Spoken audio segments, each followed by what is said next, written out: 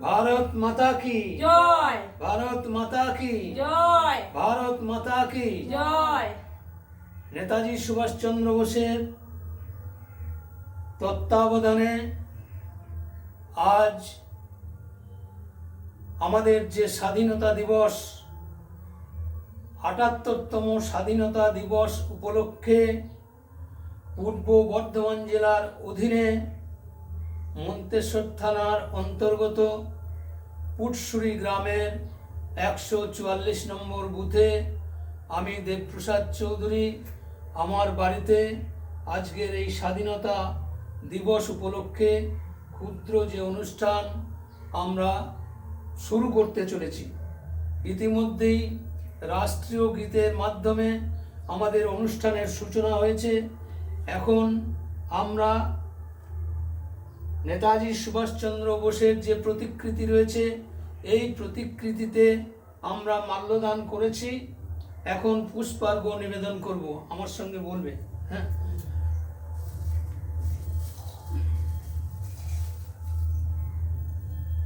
বন্দে মাতরম, বন্দে মাতরম, বন্দে মাতরম, বন্দে মাতরম। ভারত মাতা কি জয়, ভারত মাতা কি জয়, ভারত মাতা কি জয়।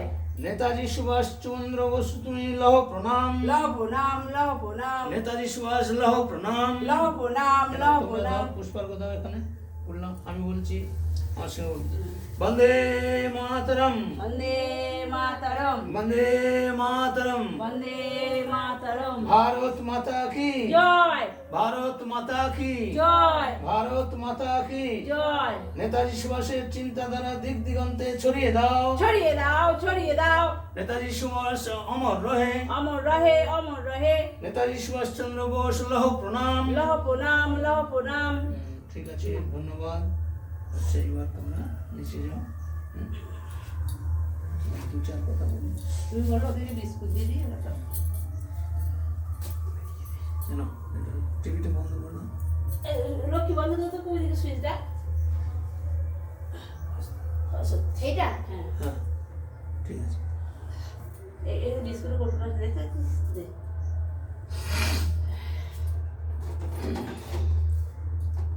আজ ৭৮তম জন্মদিবস উপলক্ষে আজকের এই যে অনুষ্ঠান, এই অনুষ্ঠান আমরা শুরু করেছি। বলতে তো বল ইতিমধ্যেই বাইরে এই অনুষ্ঠানের প্রথম পর্যায়ের যে কর্মসূচি নেতাজি সুভাষচন্দ্র বোসের প্রতিকৃতিতে, একটু ফ্যানটা দিয়ে দাও, নিয়ে তো ফ্যানটা মাঝেরটা প্রতিকৃতিতে মাল্যদান করেছি এবং পুষ্পার্ঘ নিবেদনের মাধ্যমে তো পেরিয়ে উড়ে যাবে না ইচ্ছা। সরিয়ে দেবো নেতাজি সুভাষচন্দ্র বোসের প্রতিকৃতিতে পুষ্পার্ঘ নিবেদন করে ওনাকে শ্রদ্ধাঞ্জলি আমরা নিবেদন করেছি। ৭৮তম স্বাধীনতা দিবস, এই স্বাধীনতা দিবসের প্রাক্কালে 1947 সালের আজকের দিন অর্থাৎ 15ই আগস্ট ভারতবর্ষের মানুষ স্বাধীনতার স্বাদ পেয়েছেন। বহু বীর বিপ্লবী যোদ্ধা তাদের নিরলস প্রচেষ্টা এবং বহু রক্তক্ষরণ, আর্থিক তছরূপ থেকে আরম্ভ করে বিভিন্ন একটা ধ্বংসাত্মক বাতাবরণ চলছিল স্বাধীনতা দিবসের প্রাক্কালে। সেই সময় ভারতবর্ষের যে বীর বিপ্লবীরা অগ্রণী ভূমিকা নিয়েছিলেন তার মধ্যে আমাদের নেতাজি সুভাষচন্দ্র বোসের তত্ত্বাবধানে এবং তৎকালীন সময়ে যে সমস্ত বিপ্লবী বিনয় বাদল দীনেশ, ক্ষুদিরাম, প্রফুল্ল চাকি, মাস্টারদা সূর্য সেন, দেশবন্ধু চিত্তরঞ্জন থেকে আরম্ভ করে বহু বীর বিপ্লবী তাদের বলিষ্ঠ পদক্ষেপ এবং দেশবাসীর কাছে এমন একটা বাতাবরণ তৈরি হয়েছিল সে সময় ব্রিটিশকে ভারত থেকে বিতাড়িত করে দেশের স্বাধীনতা প্রাপ্তির যে প্রয়াস তারা করেছিলেন, আবার এসো সেই প্রয়াস সফলভাবে সার্থক রূপ পেয়েছে। 1947 সালের 15ই আগস্ট স্বাধীনতা দিবসের সরকারিভাবে স্বীকৃতি অর্জন করলেও প্রকৃত প্রথম স্বাধীনতা দিবস কিন্তু আমাদের নেতাজি সুভাষচন্দ্র বোস তার তত্ত্বাবধানে 1943 সালের 30শে ডিসেম্বর আন্দামানে স্বাধীন ভারতের প্রথম জাতীয় পতাকা উত্তোলন করেছিলেন নেতাজি সুভাষচন্দ্র বোস আজাদ হিন্দ ফৌজের তত্ত্বাবধানে। প্রথম স্বাধীনতার স্বাদ 1943 সালের 30শে ডিসেম্বর। তার পরবর্তীকালে অনেক ঘটনা ঘটেছে। দেশবাসী একত্রিত হয়ে সেই বিপ্লবীরা, কথিত আছে, ইতিহাসে বর্ণিত আছে যে চরকায় সুতো কাটার মাধ্যমে গান্ধীজির তত্ত্বাবধানে দেশের স্বাধীনতা এসেছে, এই রকম ইতিহাসে লিপিবদ্ধ আজও আছে। কিন্তু প্রকৃত স্বাধীনতার জন্য 1,70,634 জন বীর বিপ্লবীর আত্মবলিদান, তার মাধ্যমেই ব্রিটিশ ভারত ছেড়েছিল এবং ভারতবর্ষ স্বাধীনতা লাভ করেছিল। সেখানেও 1947 সালের 15ই আগস্ট যে স্বাধীনতা এসেছে, একটা জাতির হাত থেকে আরেকটা জাতির মুক্তি প্রাপ্ত হয়েছিল। তৎকালীন সময়েও ব্রিটিশ বেনিয়ার পদলেহিকারী চাটুকারের দল তৎকালীন দিনেও ছিল দেশবাসীর সঙ্গে।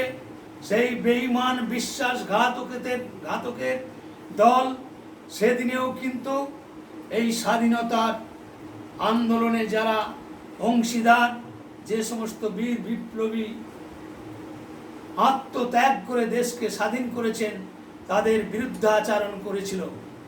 42-এর বিপ্লব, ভারত ছাড়ো আন্দোলন, এই সমস্ত অতীতের ঘটনা দেশকে স্বাধীন করবার জন্যে গোটা দেশের আপামর জনগণ সেদিন সোচ্চার হয়েছিল।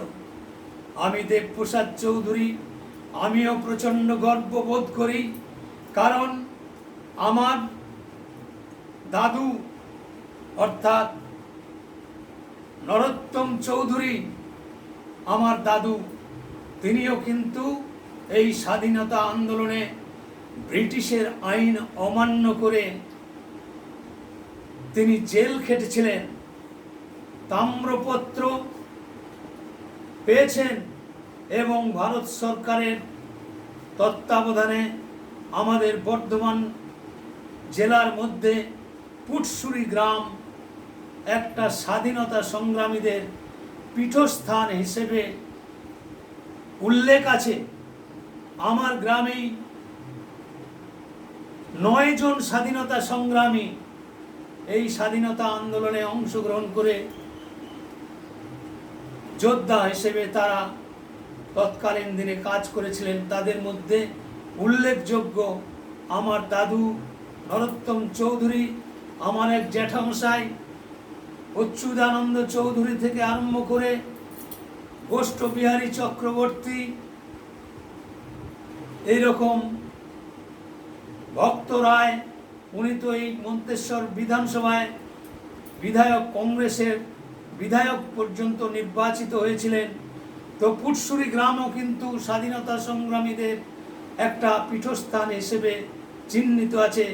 আমিও সেই পরিবারের একজন নাগরিক হিসেবে আমি গর্ববোধ করি।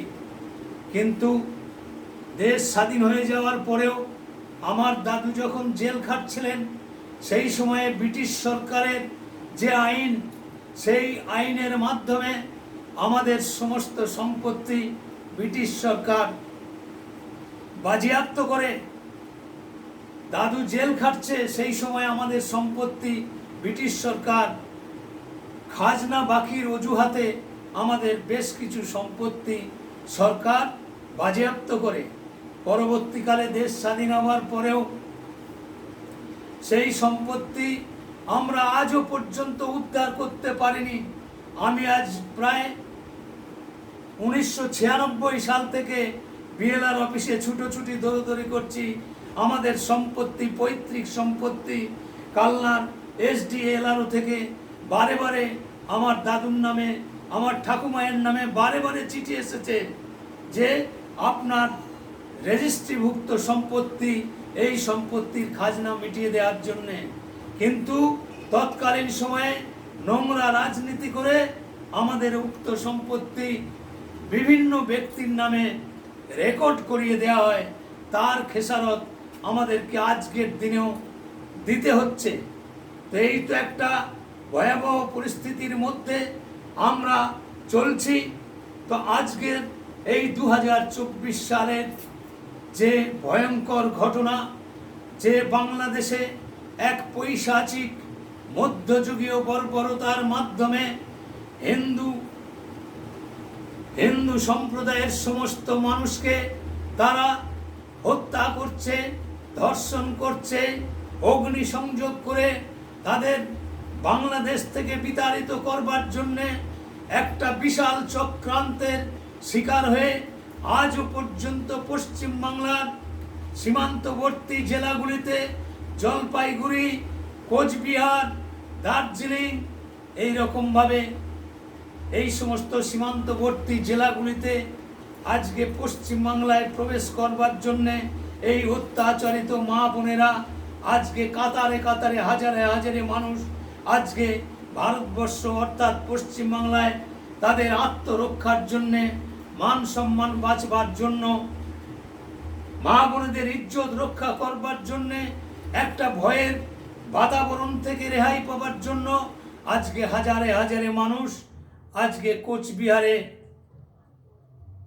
আজকে সেই সীমান্তবর্তী জেলায় যেখানে বর্ডার সিকিউরিটি ফোর্স পাহারা দিচ্ছে, তাদের সামনে হাজির হয়েছে হাজার হাজার মানুষ। অপর দিক দিয়ে বাংলাদেশে অগ্নিসংযোগ করে বেছে বেছে হিন্দু সম্প্রদায়ের মানুষের ওপরে এক মধ্যযুগীয় বর্বরতার নিদর্শন আজ আপনারা উপলব্ধি করতে পারছেন। ধিক্কার জানাই, শেখ হাসিনাকে ওখান থেকে প্রাণের ভয়ে চলে আসতে বাধ্য করা হয়েছে। কি কারণ? কারণ হচ্ছে আন্তর্জাতিক চক্রান্ত। একদিকে আমেরিকার ওই বাংলাদেশের উপরে যে একটা দ্বীপ, সেই দ্বীপকে দখল করার দীর্ঘ প্রক্রিয়া চালিয়ে এসেছে। সেই দ্বীপকে তারা দখল করে নিয়ে ভারতবর্ষের সরকারকে কোণঠাসা করবার জন্যে, চীনকে কোণঠাসা করবার জন্যে দীর্ঘ প্রয়াস নিয়ে তারা একটা ষড়যন্ত্র রচনা করেছে। আর সেই ষড়যন্ত্রের শিকার আজকে শেখ হাসিনার ওপরে তাকে প্রাণে মেরে ফেলবার একটা চক্রান্ত করে আজকে গোটা দেশে ছাত্র আন্দোলনের নাম নিয়ে শেখ হাসিনাকে দেশ ছেড়ে চলে আসতে বাধ্য করেছে। শেখ হাসিনা তো ভারতবর্ষ ছাড়াও ইসলামিক কান্ট্রি অর্থাৎ মুসলিম দ্বারা পরিচালিত সারা বিশ্বে প্রায় 58টা রাষ্ট্র আছে।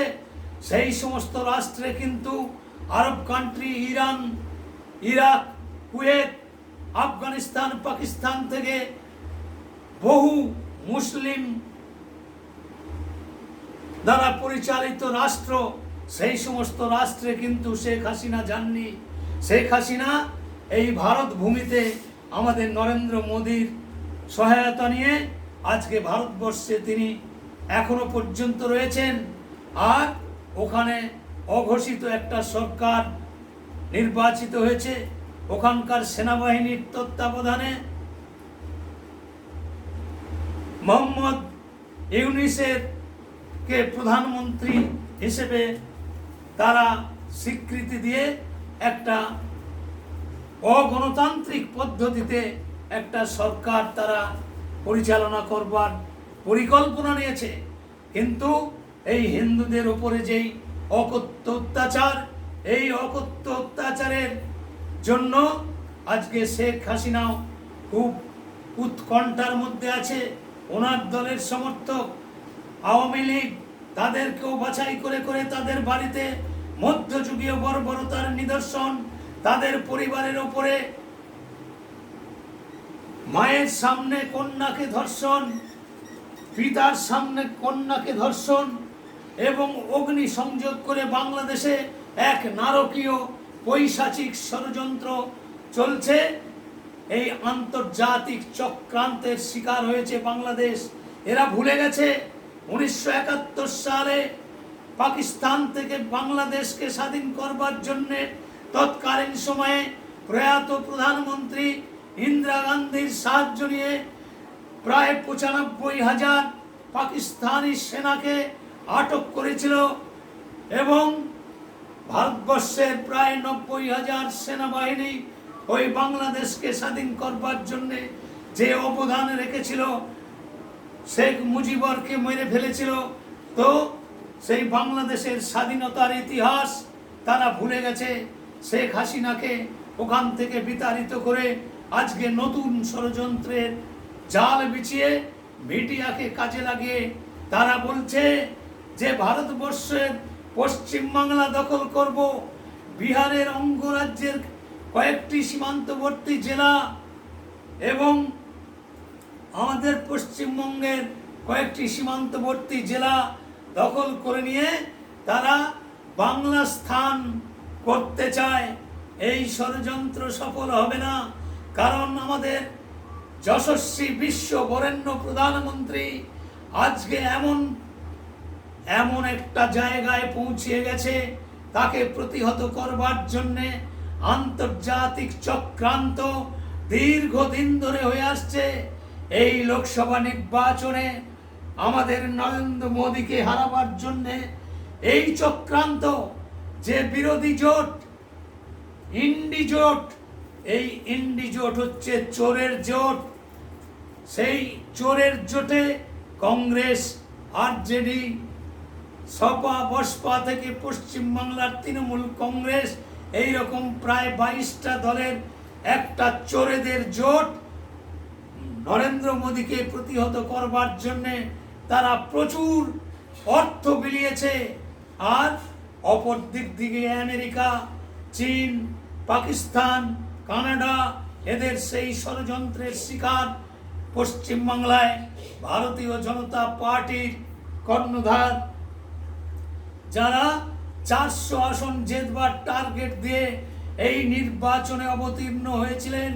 সেই টার্গেট পূর্ণ যাতে না হতে পারে তার জন্য ব্যাপক ষড়যন্ত্র জাল বিছিয়ে তারা লোকসভা নির্বাচনে ভোট বৈতরণী পার করেছে।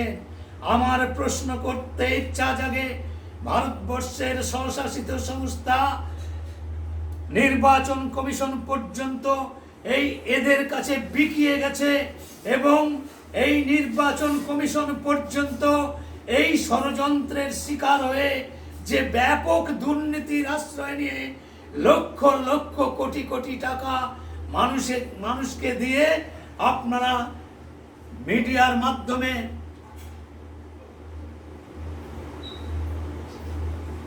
আর বাংলা, আর ভারত, জি নিউজ, এই সমস্ত সংবাদ মাধ্যমে আপনারা দেখেছেন সেই ভিডিও ক্লিপিংস, যে রাহুল গান্ধী বলছে লোকসভা নির্বাচনে কংগ্রেসকে ভোট দেওয়ার জন্যে সবারই অ্যাকাউন্টে 1 লক্ষ টাকা করে দিয়ে দেওয়া হবে, আর প্রতি মাসে 8,500 টাকা করে তাদের অ্যাকাউন্টে ঢুকিয়ে দেওয়া হবে।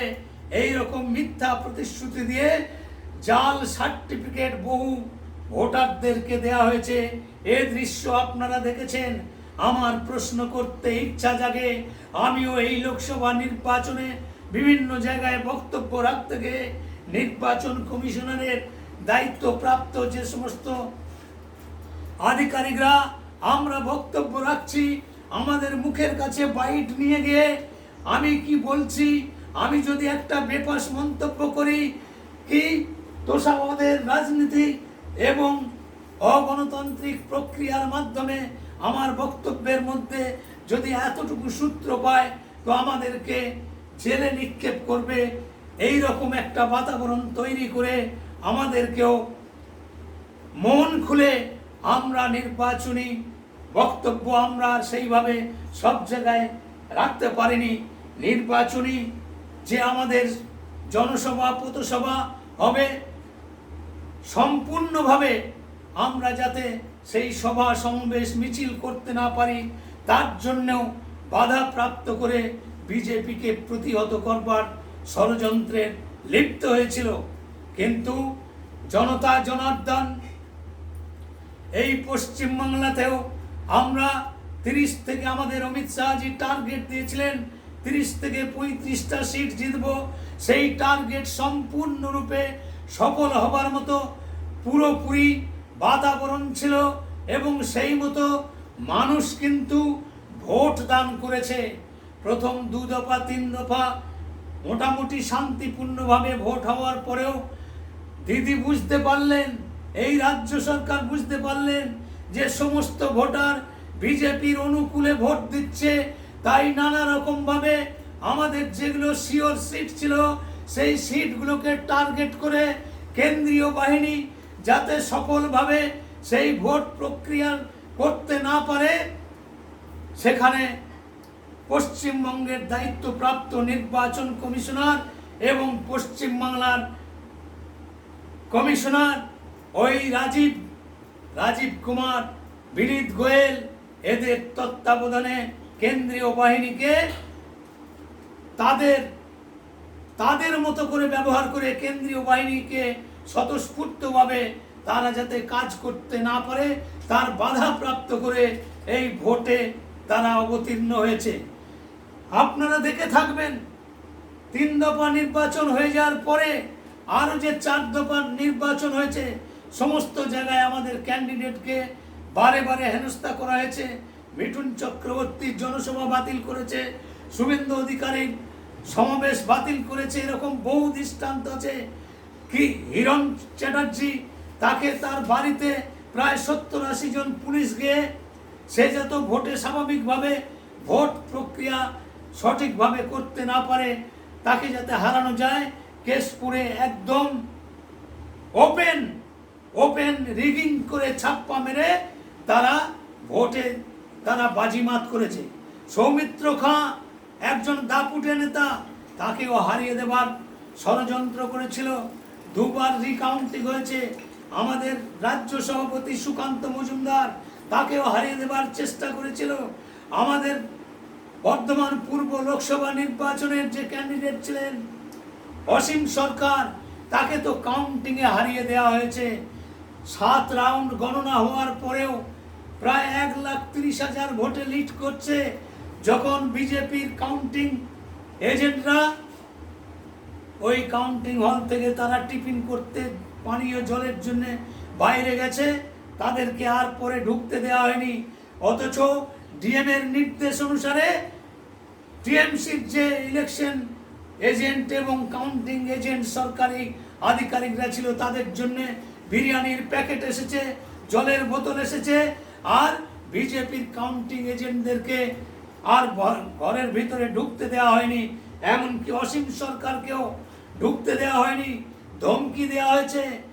আপনি জিতে যাবেন আমরা জানি, কিন্তু আপনি চলে যান, আপনার সার্টিফিকেট আপনারা পাবেন না। আপনি জিতলেও সার্টিফিকেট পাবেন না, আপনাকে লাশ হিসেবে বাড়ি যেতে হবে, আপনার লাশ বাড়ি যাবে। এই রকম ধমকি দিয়ে তাকে কালনায় পুলিশ প্রোটেকশন দিয়ে তাকে কালনা পাঠিয়ে দেওয়া হয়েছে। এবং তখন 7 রাউন্ড গণনা হয়ে যাওয়ার পরেও 1,30,000 ওপরে লিড ছিল। সেই রকম দিলীপ ঘোষকেও হারিয়ে দেওয়া হয়েছে। দিলীপ ঘোষ তো হারবার ক্যান্ডিডেট ছিল না। এই মন্তেশ্বর বিধানসভায়, প্রপার মন্তেশ্বরে মানুষ ঢেলে ভোট দিয়েছে, কিন্তু মুসলিম প্রধান যতগুলি বুথ আছে সমস্ত বুথে ওপেন ছাপ্পা মেরেছে। আমার পুটসুরি পঞ্চায়েতে বিঘা গ্রামে ইভিএম মেশিনে অসীম সরকারের 1 নম্বরে যে ছিল, সেখানে স্যালোটে পেটে দিয়ে পাবলিক যাতে অসীম সরকারকে ভোট না দেয় তার জন্য স্যালোটে আটকে দিয়ে, বিজেপির এজেন্ট ছিল, সে একজন মুসলিম ছেলে, তাকে মারধর করে কাউন্টিং ভোট কেন্দ্র থেকে বার করে দিয়ে এই নারকীয় তাণ্ডব চালিয়ে আজকে তারা ফুটানি মারছে। রাহুল গান্ধী 99টা জিতেছে, রাহুল গান্ধী 99টা জেতেনি, অখিলেশ যাদব 35টা জেতেনি। এই যে 1 লাখ টাকার উপর ঢৌকন, আর ওই যে সার্টিফিকেট দিয়েছে 8,500 টাকা করে মাসে মাসে ঢুকিয়ে দেব, আপনারা দেখে থাকবেন দূরদর্শনের মাধ্যমে, যে 5 তারিখ অর্থাৎ 4 জুন গণনা হয়ে যাওয়ার পরে ঘোষণা করেছিল 5 তারিখ থেকে আপনারা এই টাকা পেয়ে যাবেন। উত্তরপ্রদেশ, রাজস্থান, বিহার, কর্ণাটক, এই সমস্ত রাজ্যে আপনারা দেখেছেন নিশ্চয়ই, সব কংগ্রেস দপ্তরে কাতারে কাতারে মানুষ গিয়ে ওই 1 লাখ টাকা আর 8,500 টাকা পাওয়ার জন্যে ওই সার্টিফিকেট নিয়ে দরবার করেছিল। আর চোরের মতো কংগ্রেসের নেতারা পালিয়ে বেরিয়েছে। এই ছলনার আশ্রয় নিয়ে, এই মিথ্যার প্রতিশ্রুতি দিয়ে মোদিজিকে প্রতিহত করবার চেষ্টা করেছে।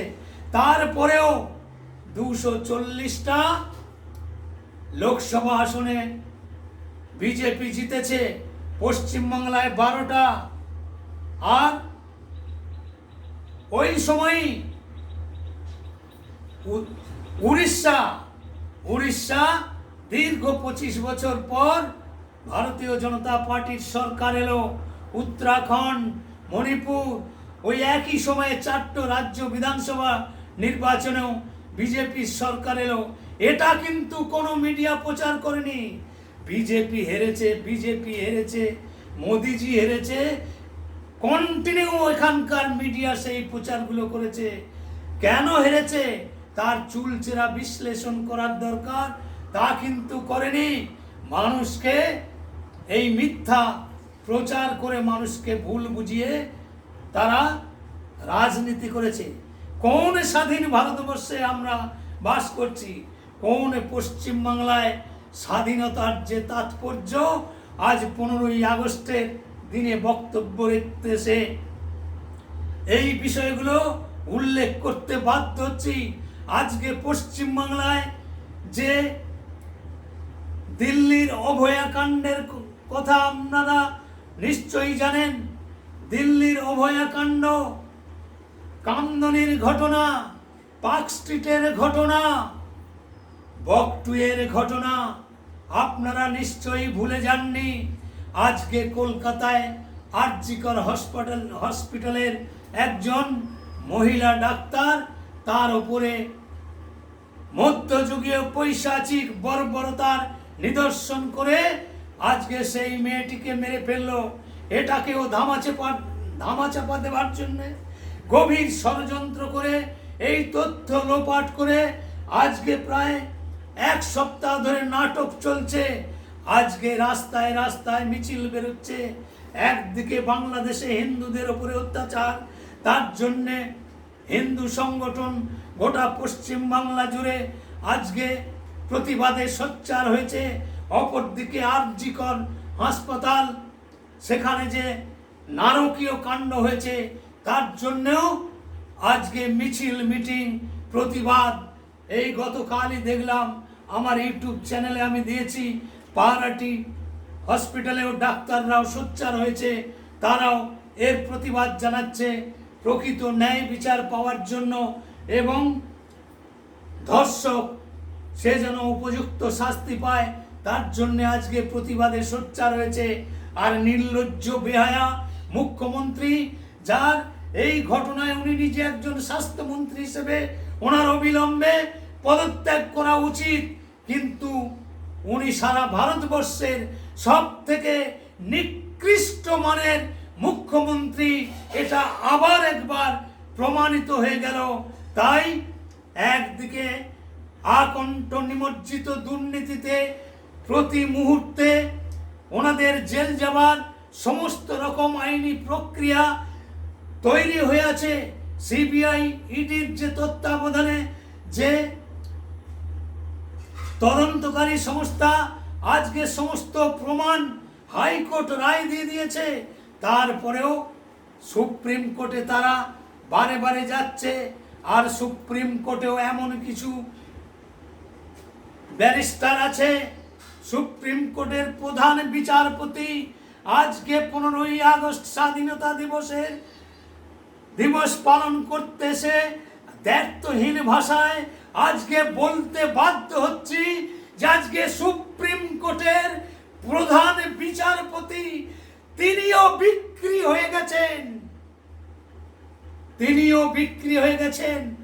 আর সুপ্রিম কোর্টের বাঘা বাঘা উকিল মনু সিংভি, কপিল সিব্বাল থেকে আরম্ভ করে যাদের দৈনিক ভিজিট 30 লক্ষ টাকা, এই ধরনের উকিলদেরকে ব্যবহার করে পশ্চিম বাংলার মানুষের করের টাকা নিয়ে উন্নয়নকে স্তব্ধ করে দিয়ে চোরেদের বাঁচাবার জন্যে সুপ্রিম কোর্টকে পর্যন্ত ব্যবহার করে একদিকে ডি আন্দোলন, অপরদিকে শহীদ মিনারে, ইসপ্লানেড ইস্টে, মাতঙ্গিনী হাজরার মূর্তির পাদদেশে যে হাজার হাজার শিক্ষার্থী, চাকরি প্রার্থী আজকে প্রায় 1.5 বছর হতে চলল আন্দোলনে লিপ্ত হয়ে আছে।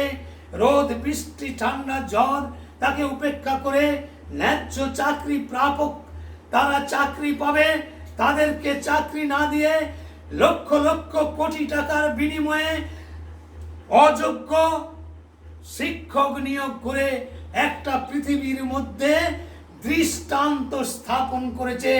গোটা পশ্চিম বাংলায় 26,000 শিক্ষকের চাকরি বাতিল হয়ে যাওয়ার পরেও সুপ্রিম কোর্টের তত্ত্বাবধানে তারা আজকে এখনো শিক্ষাগত শিক্ষকতা করছে, এটা হচ্ছে সভ্য দেশের, স্বাধীন দেশের চরমতম লজ্জার একটা নিদর্শন।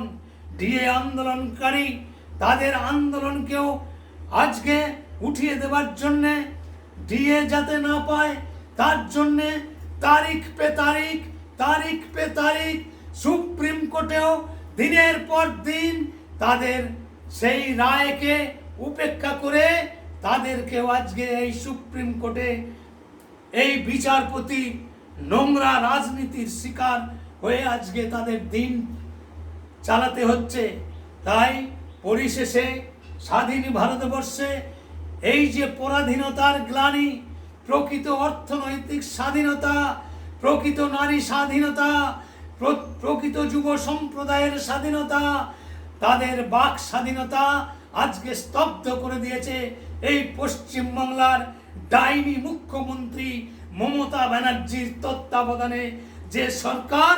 এই সরকার আগামী 2026-এর নির্বাচনে আমি আশা করছি মানুষ যেভাবে লোকসভা নির্বাচনে ভারতীয় জনতা পার্টির অনুকূলে ভোট দিয়েছে, 2026-এ আবার একবার তারা ভোট দিয়ে এই সরকারকে চিরতরে উৎখাত করবার জন্যে মানুষ উদ্গ্রীব হয়ে আছে।